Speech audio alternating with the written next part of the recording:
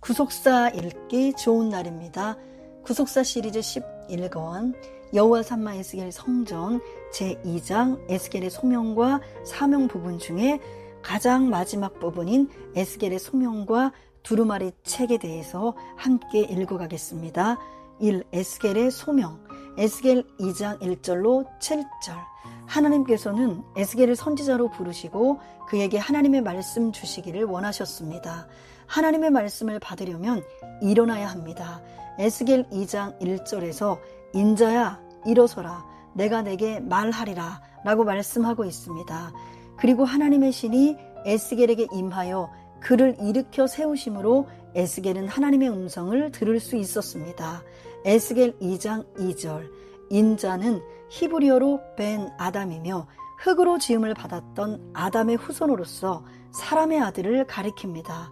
창세기 2장 7절 에스겔은 죄악된 인간으로서 도저히 하나님의 말씀을 받을 수 없는 존재이지만 하나님의 신이 임하심으로 이제 하나님의 말씀을 받을 수 있게 된 것입니다. 에스겔 1장을 볼 때 하나님께서 먼저 여호와의 영광의 형상을 보여주시고 이어서 2장에서 패역한 백성 이스라엘의 모습을 보여주시면서 그들에게 어떻게 하나님의 말씀을 전해야 하는지를 알려주셨습니다. 1. 이스라엘 백성의 모습. 1. 패역한 백성. 에스겔 2장 3절에서 인자야 내가 너를 이스라엘 자손 곧 패역한 백성 나를 배반하는 자에게 보내노라 라고 말씀하고 있습니다. 패역한과 배반하는 모두 히브리어 마라드로 반역하다라는 뜻입니다. 이는 정치적인 반란을 의미하는 단어로 이스라엘 백성이 그들의 왕이신 하나님께 반역했다는 뜻입니다. 히브리어 원문에는 마라드라는 단어가 다시 나오는데 한글 개역 성경에서는 배반하는 자라고 번역하고 있습니다. 이러한 반역의 죄는 현재 이스라엘 백성의 죄뿐만 아니라 그 10조에 지은 죄까지를 가리킵니다. 에스겔 2장 3절, 에스겔 2장 5절에서도 패역한 족속이라고 말씀하고 있습니다. 7절에서도 그들은 심히 패역한 자라라고 말씀하고 있습니다. 여기 패역하는 히브리어 메리이며 반역하는 배신하는 이라는 뜻으로 이스라엘 백성이 하나님을 배반하였음을 나타냅니다. 에스겔 20장 38절 너희 가운데서 패역한 자와 내게 범죄한 자를 모두 제하여 버릴지라 그들을 그 우거하는 땅에서는 나오게 하여도 이스라엘 땅에는 들어가지 못하게 하리니 너희가 나를 여호와인 줄 알리라. 2. 얼굴이 뻔뻔하고 마음이 강팍한 자. 에스겔 2장 4절 상반절에서 이 자손은 얼굴이 뻔뻔하고 마음이 강팍한 자니라 라고 말씀하고 있습니다. 에스겔 3장 7절 여기 뻔뻔하고는 히브리어 카쉐인데 야비한, 마음이 딱딱한, 완고한 이라는 뜻입니다. 쉽게 말해 바늘로 찔러도 피 한 방울 나오지 않을 정도로 마음이 굳어 있음을 가리킵니다. 성경에서는 주로 목이 곧은 교만함을 가리킬 때 사용되었습니다. 출애굽기 32장 9절, 33장 3절, 5절, 34장 9절, 신명기 9장 6절, 13절, 31장 27절. 또한 강팍하는 히브리어 하자크로 강한, 완고한 이라는 뜻입니다. 이는 마음이 콘크리트처럼 단단하여 하나님의 말씀을 받아들이지 않는 굳은 마음을 가리킵니다. 하나님께서 애굽에 10가지 재앙을 일으키실 때 하나님께 끝까지 도전했던 애굽 왕 바로의 굳은 마음을 가리킬 때도 이 단어가 사용되었습니다. 출애굽기 4장 21절, 7장 13절, 22절, 8장 19절, 9장 12절, 35절, 10장 20절, 27절, 11장 10절, 14장 4절, 8절. 2. 말씀을 전하는 자세. 하나님께서는 말씀을 전할 때 필요한 태도를 에스겔 선지자에게 알려주셨습니다. 첫째, 듣든지 아니 듣든지 전해야 합니다. 에스겔 2장 7절에서 그들은 심히 패역한 자라 듣든지 아니 듣든지 너는 내 말로 고할지어다 라고 말씀하고 있습니다. 에스겔 3장 11절 또한 5절에서 그들은 패역한 족속이라 듣든지 아니 듣든지 그들 가운데 선지자 있는 줄은 알지니라 라고 말씀하고 있습니다. 하나님께서는 이스라엘 백성이 패역하여 듣지 않을지라도 하나님의 선지자가 그들에게 분명히 말씀을 전하게 하심으로써 훗날 그들이 듣지 못했다고 핑계하지 못하게 하셨습니다. 에스겔 3장 19절. 사도 바울은 디모데에게 너는 말씀을 전파하라. 때를 얻든지 못 얻든지 항상 힘쓰라. 범사의 오래 참음과 가르침으로 경책하며 경계하며 권하라고 권면하였습니다. 디모데후서 4장 2절. 둘째, 두려워 말고 전해야 합니다. 에스겔이 하나님의 말씀을 전할 때 큰 핍박이 닥칠 것인데 그 큰 핍박을 에스겔 2장 6절에서는 가시와 찔레와 정갈로 표현하고 있습니다. 가시와 찔레는 날카롭게 찌르는 성질이 있습니다. 정갈은 사람의 목숨을 빼앗아갈 정도의 강력한 독을 가지고 있습니다. 이는 에스겔 선지자가 하나님의 말씀을 전할 때 극심한 핍박과 환난, 심지어 목숨까지 위협을 받게 될 것을 의미합니다. 그러나 하나님께서는 에스겔에게 그들을 두려워 말며 무서워 말라고 말씀하셨습니다. 6절에서 두려워 말라는 히브리어 알티라인데 한 문장에 3번이나 반복해서 사용되어 하나님께서 에스겔을 말씀으로 강하게 붙잡고 계심을 강조하고 있습니다. 에스겔이 비록 생명의 위협을 느낄 만큼 핍박을 받는다고 할지라도 하나님께서 함께 하심으로 반드시 승리한다는 것입니다. 신명기 31장 8절, 여호수아 1장 9절, 시편 23편 4절, 이사야 41장 10절, 43장 5절. 2. 두루마리 책과 사명부여. 에스겔 2장 8절로 3장 15절. 하나님께서는 에스겔에게 두루마리 책을 보여주시면서 그것을 받아먹고 가서 이스라엘 백성에게 구하라고 명령하셨습니다. 1. 두루마리 책의 특징. 하나님께서 에스겔 선지자에게 보여주신 두루마리 책은 몇 가지 특징을 가지고 있습니다. 첫째, 펼쳐진 책입니다. 에스겔 2장 9절로 10절을 볼 때 한 손이 에스겔을 향하여 펴지고 그 손에 두루마리 책이 있는데 하나님께서 그 두루마리를 에스겔 앞에 펴셨습니다. 그러므로 이 두루마리 책은 펼쳐진 책입니다. 요한계시록 10장 2절에도 작은 책이 나오는데 역시 펴놓인 작은 책이라고 말씀하고 있습니다. 이는 하나님께서 감추셨던 구속 경륜을 펼쳐서 알려주신다는 뜻입니다. 하나님께서 사도 바울에게 은혜를 주신 것은 영원부터 만물을 창조하신 하나님 속에 감추었던 비밀의 경륜이 어떠한 것을 드러내게 하려 하심이었습니다. 에베소서 3장 9절. 둘째, 안팎으로 쓰인 책입니다. 하나님께서 에스겔 앞에 책을 펴시니 그 안팎에 글이 있는데 라고 말씀하고 있습니다. 에스겔 2장 10절.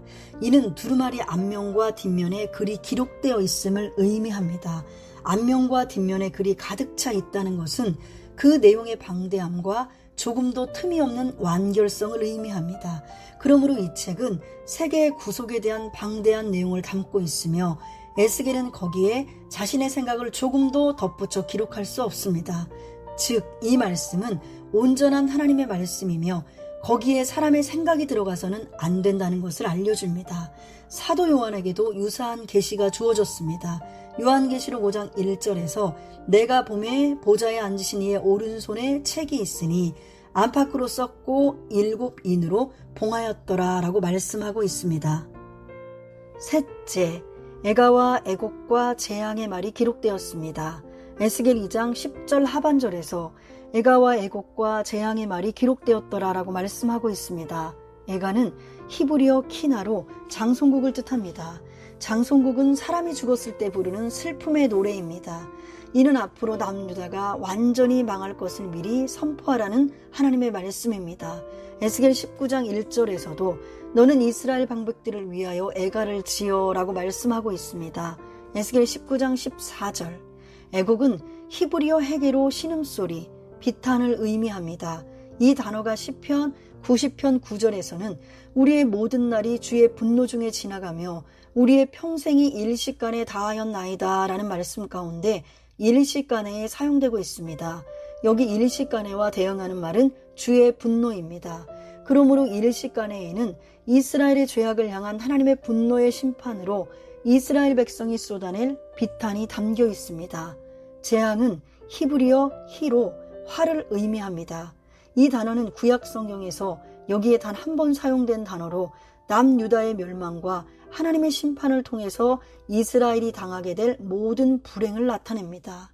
요한계시록에도 하나님의 재앙이 나오는데 요한계시록 15장 1절에서는 또 하늘에 크고 이상한 다른 이적을 보매 일곱 천사가 일곱 재앙을 가졌으니 곧 마지막 재앙이라 하나님의 진노가 이것으로 마치리로다 라고 말씀하고 있습니다.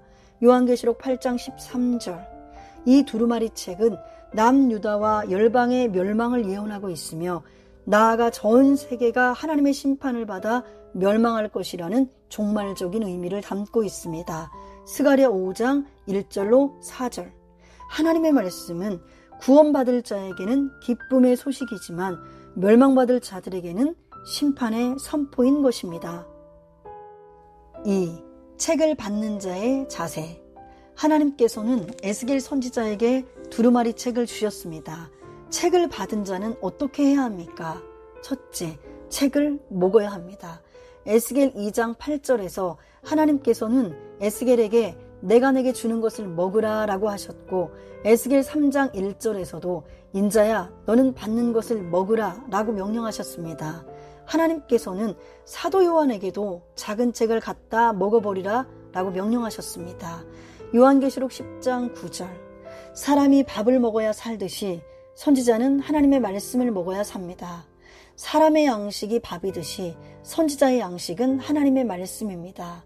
예수님께서는 사람이 떡으로만 살 것이 아니요 하나님의 입으로 나오는 모든 말씀으로 살 것이라 라고 말씀하셨습니다. 마태복음 4장 4절. 욥기 23장 12절. 내가 그의 입술의 명령을 어기지 아니하고 일정한 음식보다 그 입의 말씀을 귀히 여겼구나. 예레미야 15장 16절. 만군의 하나님 여호와시여 나는 주의 이름으로 일컬음을 받는 자라. 내가 주의 말씀을 얻어먹었사오니 주의 말씀은 내게 기쁨과 내 마음의 즐거움이오나. 두루마리 책을 먹으려면 먼저 입을 열어야 합니다.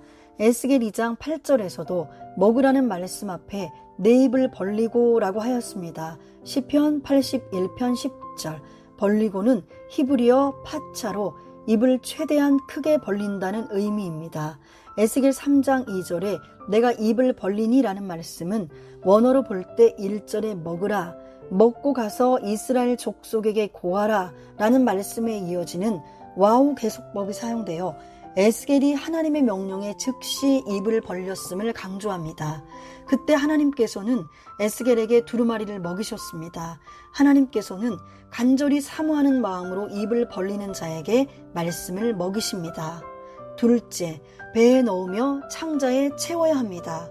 에스겔 3장 3절을 볼 때 인자야 내가 내게 주는 이 두루마리로 내 배에 넣으며 내 창자에 채우라 라고 말씀하고 있습니다. 하나님의 말씀을 받은 자에게는 두 가지 현상이 일어나야 합니다. 먼저 말씀이 입에서 달아야 합니다. 에스겔 3장 3절 하반절에서 내가 먹으니 그것이 내 입에서 달기가 꿀 같더라 라고 말씀하고 있습니다. 요한계시록 10장 9절에서도 내 입에는 꿀같이 달리라 라고 하였고 10절에서도 먹어버리니 내 입에는 꿀같이 다나 라고 말씀하고 있습니다. 하나님의 말씀은 꿀같이 송이꿀같이 단 말씀입니다. 시편 19편 10절에서 금, 곧 많은 정금보다 더 사모할 것이며 꿀과 송이꿀보다 더 달도다 라고 말씀하고 있으며 시편 119편 103절에서는 주의 말씀의 맛이 내게 어찌 그리 단지요 내 입에 꿀보다 더하니이다 라고 말씀하고 있습니다. 잠언 24장 13절로 14절. 다음으로 말씀을 배에 넣으며 창자에 채워야 합니다. 에스겔 3장 3절을 볼 때 이 두루마리로 내 배에 넣으며 내 창자에 채우라 라고 명령하고 있습니다. 배와 창자는 우리 몸의 내부에 있는 기관입니다. 그러나 이는 고대 히브리인들에게 있어서 단순히 신체의 일부가 아니라 인격의 처소로 여겨졌습니다. 그러므로 에스겔은 그 자신이 먼저 하나님께서 주신 말씀을 먹고 그 인격이 점점 말씀화되어야 했습니다. 골로새서 3장 16절 이러한 뜻으로 10절에서는 인자야 내가 내게 이를 모든 말을 너는 마음으로 받으며 라고 말씀하고 있습니다. 3절에 넣으면은 삼키다라는 뜻을 가진 히브리어 아칼의 히필령 미완료가 쓰였습니다. 하나님의 말씀은 일부만 선택해서 받아들여서는 안 되고 어떤 말씀이든지 통째로 삼키듯이 받아들여야 하며 한 번만 받아들이는 것이 아니라 계속 받아들여야 합니다. 채우라는 가득하다, 충만하다 라는 뜻의 히브리어 말레의 강조 미완료형으로 더 이상 다른 것이 들어갈 수 없을 만큼 가득 차서 흘러넘치는 상태를 가리킵니다. 하나님께서는 에스겔 선지자에게 하나님의 말씀을 가득 채워 흘러넘치게 하셨습니다. 그의 입에서 선포되는 모든 말씀 속에 사람의 말이 섞이지 않고 오직 하나님의 말씀만 나오게 하신 것입니다. 셋째, 말씀을 고하여야 합니다. 에스겔 3장 1절에서 너는 이 두루마리를 먹고 가서 이스라엘 족속에게 고하라 라고 하였고 4절에서 이스라엘 족속에게 가서 내 말로 그들에게 고하라 라고 말씀하고 있습니다. 11절에서도 사로잡힌 내 민족에게로 가서 그들이 듣든지 아니 듣든지 그들에게 고하여 이르기를 주 여호와의 말씀이 이러하시다 하라 라고 말씀하였습니다. 에스겔 선지자가 하나님의 말씀을 선포해도 이스라엘 족속은 듣지 않았을 것입니다. 이는 그들이 에스겔의 말을 듣지 않은 것이 아니라 하나님의 말씀을 듣지 않는 것입니다. 그 이유는 그들의 이마가 굳고 마음이 강팍하기 때문입니다. 에스겔 3장 7절 그러나 에스겔 선지자가 두려워할 필요가 없는 이유는 하나님께서 에스겔의 얼굴과 마음을 이스라엘 백성보다 더 굳세게 하셨기 때문입니다. 에스겔 3장 8절에서 내가 그들의 얼굴을 대하도록 내 얼굴을 굳게 하였고 그들의 이마를 대하도록 내 이마를 굳게 하였으되 라고 말씀하고 있습니다. 이 구절을 바른 성경은 보아라 내가 그들의 얼굴과 맞설 수 있도록 내 얼굴을 굳게 하였고 그들의 이마와 맞설 수 있도록 내 이마를 굳게 하였다 라고 번역하고 있습니다. 에스겔 3장 9절에서는 내 이마로 화석보다 굳은 금강석 같이 하였으되 그들이 비록 패역한 족속이라도 두려워 말며 그 얼굴을 무서워 말라 라고 말씀하고 있습니다. 여기 화석은 히브리어 초르로 부싯돌, 차돌을 가리키며 금강석은 히브리어 샤미르로 다이아몬드를 가리킵니다. 아무리 화석이 강할지라도 금강석보다는 약합니다. 이처럼 아무리 이스라엘 백성이 패역할지라도 하나님의 말씀을 가진 에스겔을 이길 수는 없습니다. 예레미야 1장 18절, 예레미야 15장 20절. 말씀을 받는 궁극적인 목적은 그 말씀을 선포하는 것입니다. 이런 의미에서 하나님께서는 사도 요한에게도 천사를 통해 내가 많은 백성과 나라와 방언과 임금에게 다시 예언하여야 하리라 라고 말씀하셨습니다. 요한계시록 10장 11절 에스겔이 말씀을 받을 때 주의 신이 에스겔을 들어 올려서 데리고 가셨으며 여호와의 권능이 힘있게 에스겔을 감동하였습니다. 에스겔 3장 12절로 14절 이때 에스겔 선지자가 근심하고 분한 마음으로 행하였다고 말씀하고 있습니다. 여기 근심하고는 히브리어 마르로 쓴이라는 뜻이며 분한은 히브리어 헤마로 뜨거운, 분노한 이라는 뜻입니다. 그러므로 에스겔은 거룩한 분노 가운데 하나님의 말씀을 전하겠다는 뜨거운 마음으로 가득 찼던 것입니다. 이것은 예레미야 선지자가 내가 다시는 여호와를 선포하지 아니하며 그 이름으로 말하지 아니하리라 하면 나의 중심이 불붙는 것 같아서 골수에 사무치니 답답하여 견딜 수 없나이다 라고 고백한 것과 같습니다.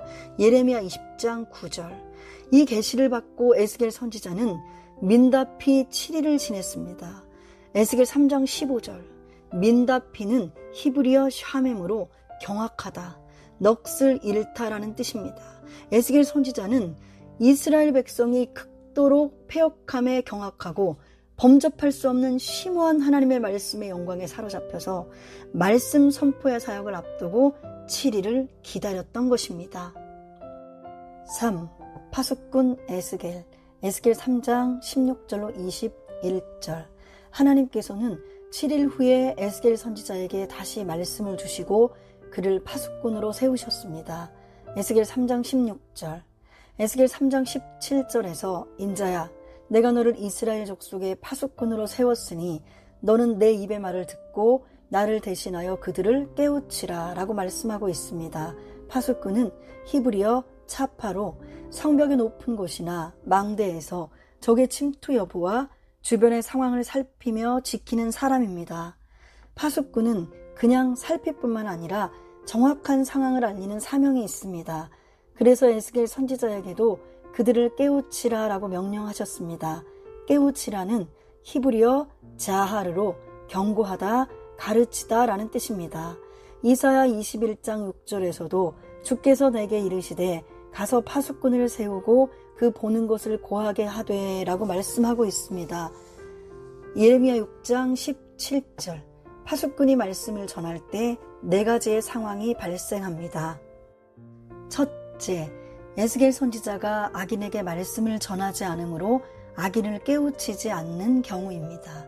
에스겔 3장 18절에서 가령 내가 악인에게 말하기를 너는 꼭 죽으리라 할 때에 내가 깨우치지 아니하거나 말로 악인에게 일러서 그 악한 길을 떠나 생명을 구원케 하지 아니하면 그 악인은 그 죄악 중에서 죽으려니와 내가 그 피값을 내 손에서 찾을 것이고 라고 말씀하고 있습니다. 악인에게 말씀을 전하지 않으면 악인은 죄 가운데 죽고 에스겔 선지자도 책임을 져야 합니다. 에스겔 33장 6절. 둘째, 에스겔 선지자가 악인에게 말씀을 전하였는데도 악인이 돌이키지 않는 경우입니다. 에스겔 3장 19절에서 내가 악인을 깨우치되 그가 그 악한 마음과 악한 행위에서 돌이키지 아니하면 그는 그 죄악 중에서 죽으려니와 너는 내 생명을 보존하리라 라고 말씀하고 있습니다. 말씀을 듣고도 돌이키지 않는 악인은 죽고 그에게 말씀을 전해준 에스겔 선지자의 생명은 보존됩니다. 에스겔 33장 9절. 셋째, 에스겔 선지자가 의인이 악을 행할 때에 깨우치지 않는 경우입니다. 에스겔 3장 20절에서 또 의인이 그 의에서 돌이켜 악을 행할 때에는 이미 행한 그 의는 기억할 바 아니라 내가 그 앞에 거치는 것을 두면 그가 죽을지니 이는 내가 그를 깨우치지 않음이라. 그가 그 죄 중에서 죽으려니와 그 핏값은 내가 내 손에서 찾으리라 라고 말씀하고 있습니다. 악을 행한 의인은 죄 중에 죽지만 그를 깨우치지 않은 에스겔 선지자도 책임을 져야 합니다. 넷째, 에스겔 선지자가 악을 행하는 의인을 깨우쳐 그 의인이 죄를 짓지 않는 경우입니다. 에스겔 3장 21절에서 그러나 내가 그 의인을 깨우쳐 범죄치 않게 하므로 그가 범죄치 아니하면 정령 살리니 이는 깨우침을 받음이며 너도 내 영혼을 보존하리라 라고 말씀하고 있습니다. 이 경우에는 의인도 살고 에스겔 선지자도 삽니다. 에스겔 선지자에게는 악인을 깨우치는 사명이 있을 뿐만 아니라 의인도 깨우쳐서 죄를 짓지 않게 하는 사명이 있습니다. 에스겔 33장 1절로 19절. 만약 파수꾼의 사명을 제대로 감당하지 못한다면 그 파수꾼에게도 화가 미치는 것입니다. 에스겔 33장 6절, 고린도전서 9장 16절. 파수꾼의 사명을 감당하지 못하는 자들은 소경이요 벙어리 개와 같은 자들로서 탐욕이 가득하고 깨닫지 못하는 목자가 되어 세상에 취해 있기 때문에 화를 면치 못하는 것입니다. 이사야 56장 10절, 이사야 56장 11절로 12절. 하나님께서는 이 시대의 에스겔 선지자와 같은 신앙의 파수꾼을 찾고 계십니다. 이사야 62장 6절로 7절. 예루살렘이여 내가 너의 성벽 위에 파수꾼을 세우고 그들로 종일 종야에 잠잠치 않게 하였느니라. 너희 여호와로 기억하시게 하는 자들아 너희는 쉬지 말며 또 여호와께서 예루살렘을 세워 세상에서 찬송을 받게 하시기까지 그로 쉬지 못하시게 하라. 구속사 읽기 좋은 날, 이 시간에는 에스겔의 소명과 두루마리 책 부분을 함께 읽었습니다. 감사합니다.